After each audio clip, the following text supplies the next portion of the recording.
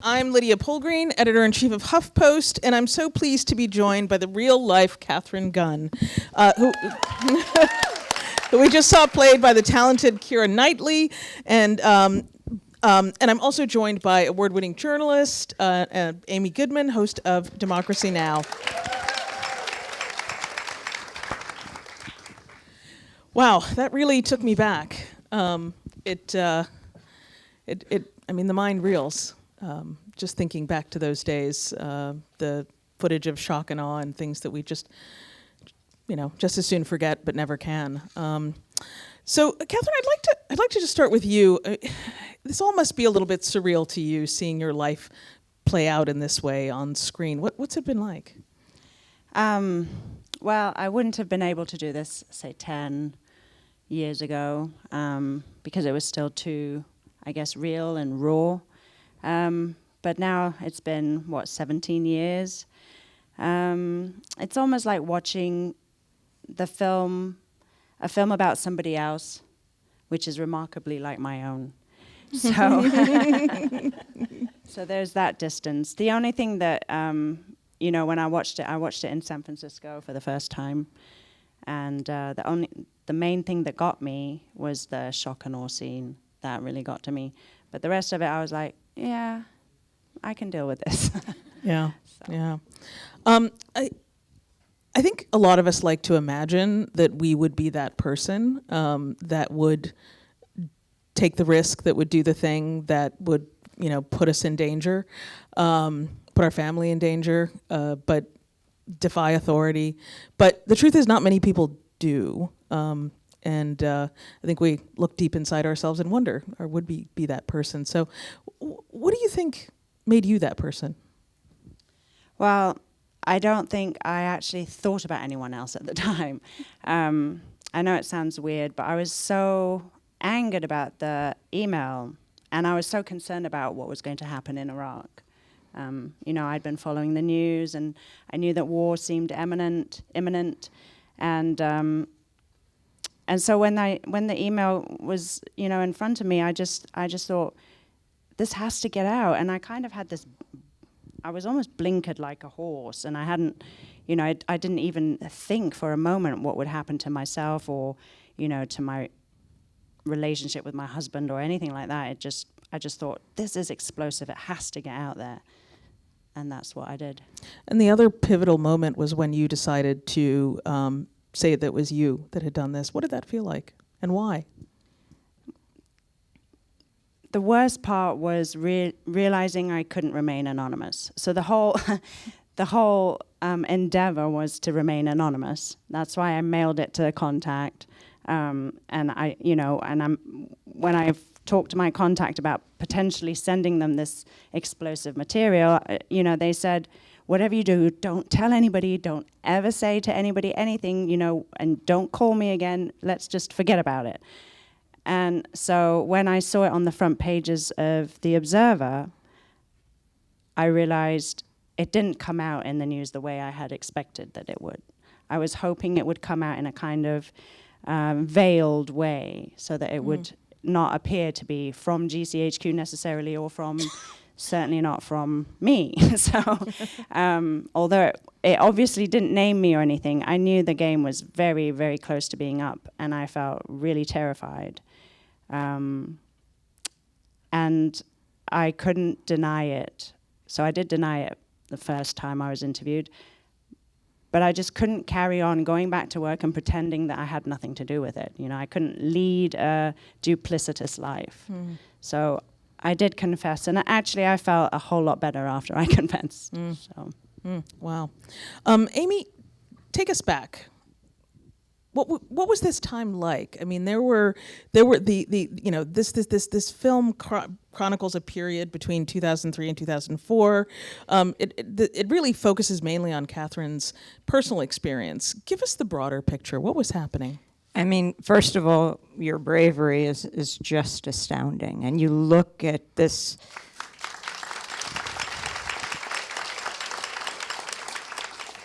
And before I answer that question, I was just wondering if you can talk about that moment, played so deftly by Keira Knightley. But when you actually made a copy of the memo, what were you thinking at that moment? As soon as I decided I would copy it and print it off with the intention to take it out of GCHQ, I knew I was breaking the law. So I immediately felt like I was guilty, straight away, instantly. I felt like I knew I was doing something I wasn't supposed to be doing. And so for the whole of that day, I was just terrified because I did it in the morning. So for the rest of the workday, I felt like I had this time bomb in my handbag, you know, ready to go off. And the date was? That was Monday. It must have been the 3rd of February. So that's key. February 3rd, 2003. Many of you, I bet, can go back to that time. 12 days later, 30 million people around the world rocked the globe for peace.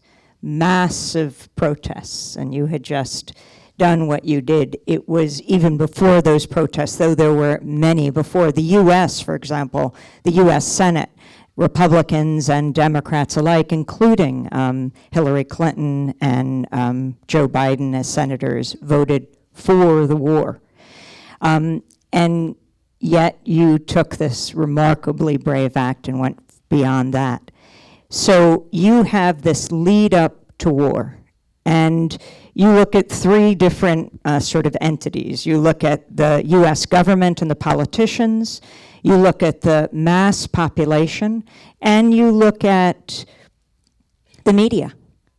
The media was beating the drums for war, which is what made things so difficult. And your concern, on the one hand, you were terrified you did what you did. You did it based on great conviction. And then you're wondering, is this going to come out? We're moving towards March 19th, March 20th, when the US invaded, and Britain.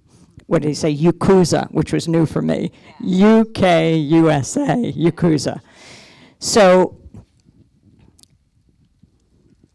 the media, all too often, even though the population, I would say at that point, was evenly divided for and against war in the United States, which is amazing because the media was overwhelmingly, look at the Times. Front page of the Times repeated assertions of weapons of mass destruction based on unnamed sources. And the Times later would write a piece basically apologizing for the pieces of Judy Miller and Michael Gordon, front page unsourced pieces.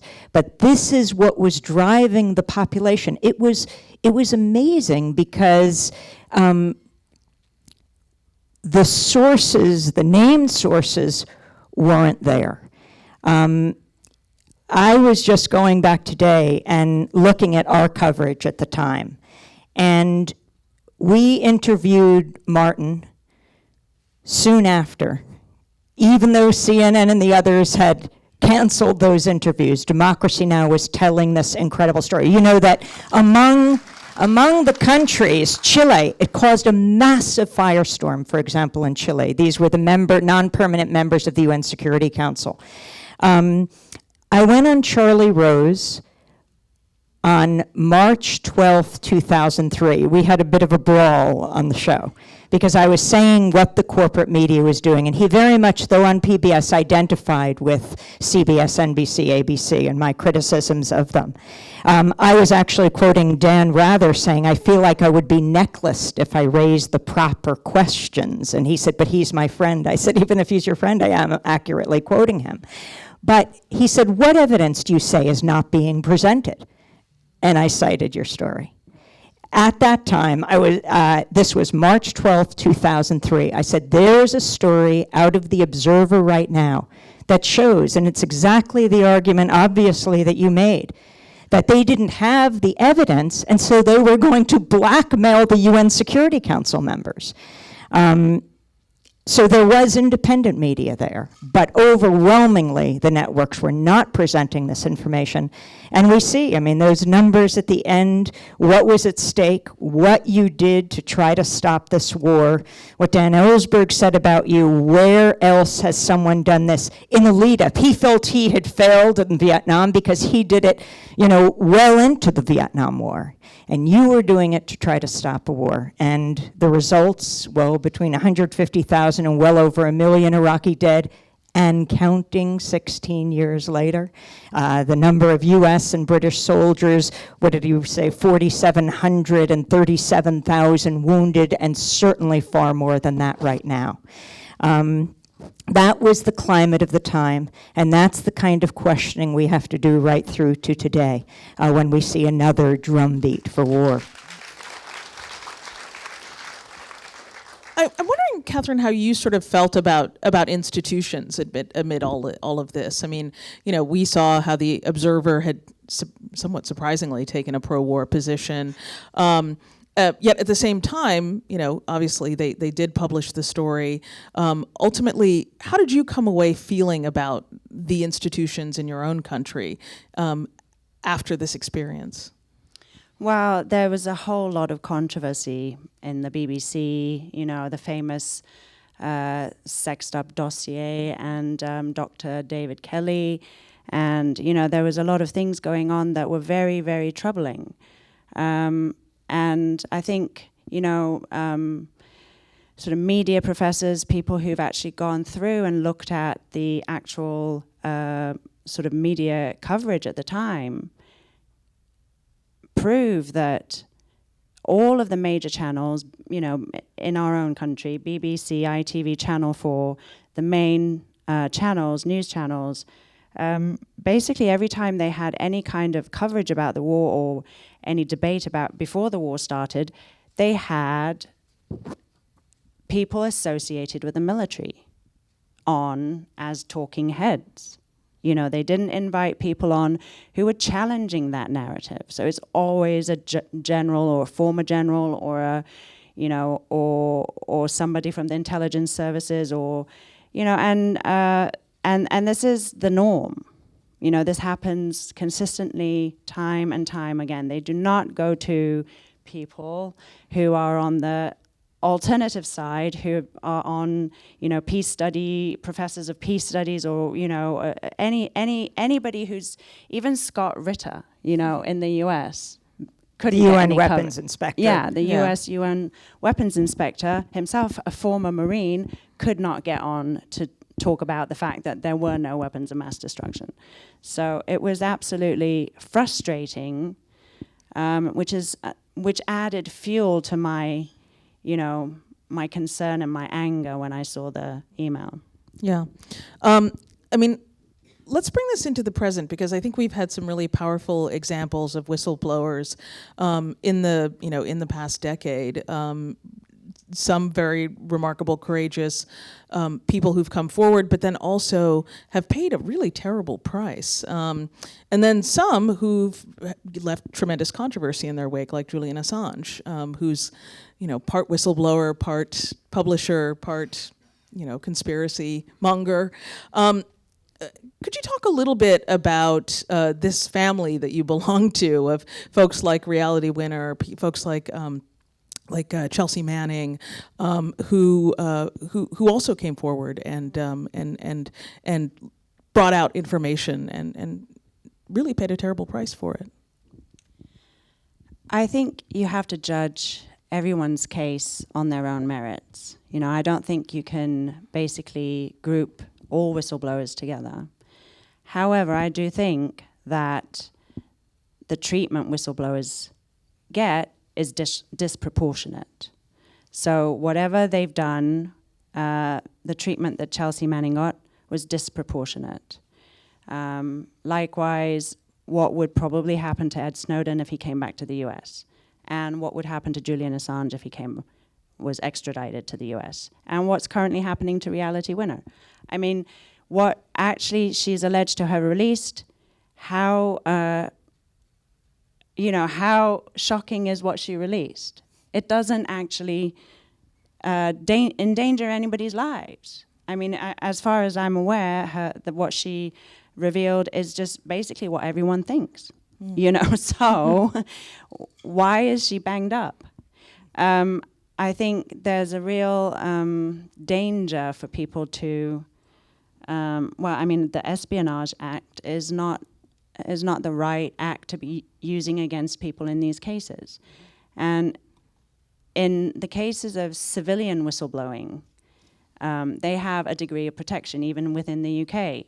And they often discuss the sort of protection that can be provided to whistleblowers in the civilian sector. But in intelligence services, there's no kind of talk about protection for whistleblowers in these, you know, arenas, and that's particularly disturbing because we live under increasingly dominant military-industrial complex across the globe. So I think it's paramount for whistleblowers from the intelligence and military services to come forward. Yeah, and I mean, it's interesting because right now we're living in a time where I feel that, or I observe that the intelligence services have been revalorized because they're seen as being in opposition to Trump. We're seeing some of the people who are the biggest cheerleaders for the Iraq War here in the United States, who now are never Trumpers, being held up as people of tremendous integrity. I mean, Amy, that must... I mean, right. And you have, I'm not talking about Fox, but on MSNBC and CNN, I mean, you've got the national security state populates most of the pundit chairs. And the question is, do you see that the intelligence establishment in this country, is that really what is going to save us?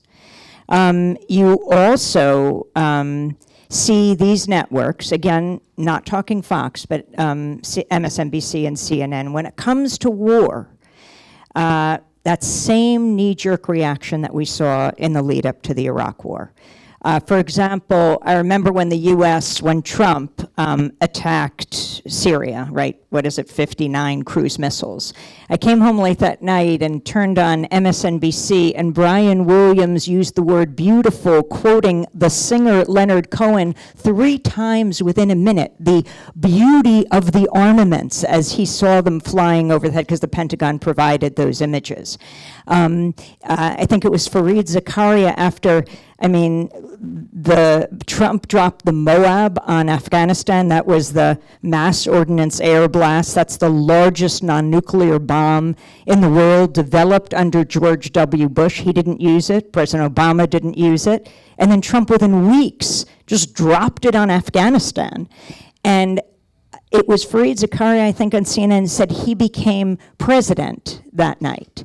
There is a kind of knee-jerk, you know, sort of ringing the wagons around the White House that has to be questioned. That is the time when we have to ask the most serious questions, when the media tends to ally itself with, become a party to the both parties that tend to support this kind of thing. And that's why the media is absolutely essential to the functioning of a democratic society. There's a reason why President Trump calls the media the enemy of the people. It's obviously an absolute lie. It's the opposite. But the media has to prove how important it is by simply doing its job.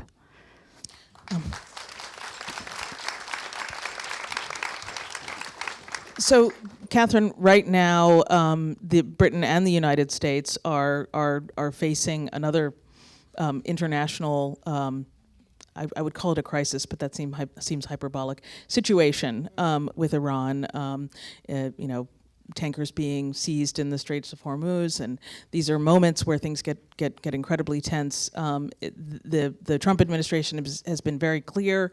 You've got John Bolton whispering into Trump's ear, wanting to start a war with Iran. What advice would you give to people who find themselves in the same sort of position you did during the Iraq War? It's always difficult to even suggest that somebody should bring information forward. right? Because I know I was the lucky one that got away. I know how difficult it is for people in this country, especially when you have such a reactionary government. And in the UK, it's getting also particularly bad. But just think about how you have to live with your conscience. Because I don't know if many of you are familiar with a man called Lawrence Wilkerson. And he was the main speechwriter for Colin Powell. And he has told me himself that he really cannot live with himself because of what he did, his part in the part he played in the propaganda for war with Iraq. And so his mea culpas now is just to speak as loud and as clear and as prevalent and as often as he can about the dangers of these situations and what went wrong, what happened in Iraq. And you know, if you want to have a clear conscience at the end of the day, if you see something that is crucial and that would make a difference, bring it forward. You know, we interviewed Martin Bright right when the story broke, and then as soon as Katharine was able to speak, which was the following year, we also interviewed Katharine, an exclusive interview, and she was in Washington with other whistleblowers speaking about the importance of speaking out. But your question, Lydia, about what's happening now with Iran, you have the British ambassador to the US, right, resigning over the memos that were leaked, where he talked about the ineptitude of President Trump. And he particularly singled out Trump pulling out of the Iran nuclear accord and said there's only one reason: President Obama. He signed it. He has to undo everything Obama did, and talked about, President Trump's insecurities and ineptitude. The response in Britain was two things. One was to say, he ultimately had to resign, but to say that they would go after, double down on the leaker, and now apparently they've identified the leaker. And they would go after the press. They warned the press, you are not to reveal any more secrets. So they are clamping down. This is the absolute critical moment. I think everyone from Assange to Chelsea Manning being in jail once again, to Reality Winner, is a warning to all those that would do that today as we see this build-up for war with Iran. I mean, what is Iran learning right now from President Trump? President Trump is going, President Trump has this bromance with Kim Jong-un, and I am certainly not saying that the U.S. should attack North Korea. Diplomacy is the way. But what is the lesson Iran learns? That what is the difference between North Korea and Iran? North Korea has nuclear weapons. The U.S. has pulled out of the nuclear accord. The lesson they are learning is if you have nuclear weapons, the U.S. will treat you differently. And that is very frightening. And this is where the public and people inside, various government agencies and outside, this is the moment. And it's a key moment for the press to be honest and give voice to all those across the political spectrum who are asking extremely serious questions about the possibility that we would rev up any kind of antagonism with Iran. Katharine. Well, I was just going to add that, it's also our duty now as civilians, because as much as we marched, all of us came out and marched against the war in Iraq. I've been told by somebody on the inside that Tony Blair, mind you, he was a different man to Trump, but Tony Blair was very, very concerned about the 1 million-person march in London. And if it had been sustained, I've been told, if it had been sustained and it had carried on week in, week out, then that would have affected his decision. And not only that, I think we should challenge the news. we should write to the news corporations and demand that they have different people on and demand that they have more balanced views. We can't expect them to do it unless they start getting feedback and constant, criticism of the way they're broadcasting their news. And if they get sufficient amounts of complaints, then perhaps they'll start to, think about how to change their broadcasts. Yeah, I mean, I think the digital media revolution has brought us a lot of pain that we're dealing with right now. But it has also, I think, democratized media in a lot of ways. And I think there are many, many more voices that aren't interested in swallowing the government line. I'd like to think that I run one of them. Amy certainly runs another one, but you guys were kicking around, of course, at that time as well. So I do think that's a hopeful sign that there are voices that command very, very large audiences that do express these points. Katharine, tell us a little bit about your life after the end of the movie. Well, it was difficult the first 2 years, maybe a bit longer than that. I struggled to find work that I enjoyed doing, and it was difficult to actually talk about the events. Every time I talked about it, I would get extremely stressed. My heart rate would go up, and I would, get very uncomfortable about it. But after that, I started looking at the possibility of teaching Chinese. So I got a part-time job teaching Chinese at the local College of Higher Education, and ended up teaching a couple of my former colleagues, which was really bizarre. So in fact, one of them was actually a slightly senior than I had been, and she was kind of a manager in the section. But, in typical British fashion, we just basically pretended that we didn't know each other. And are you still bound by the Official Secrets Act? Yeah, anyone who signs it is always bound till death. And then after that, I got pregnant, and we now have a daughter, and she's 11. And we moved out to live in Turkey in about 2011. So now we reside in Turkey most of the time. Wow. Turkey is a complex place. I mean, out of the frying pan into the fire. Yeah. Well, Katharine, Amy, such a pleasure to talk with you. And Katharine in particular, thank you so much for everything you've done. Thank you for having me.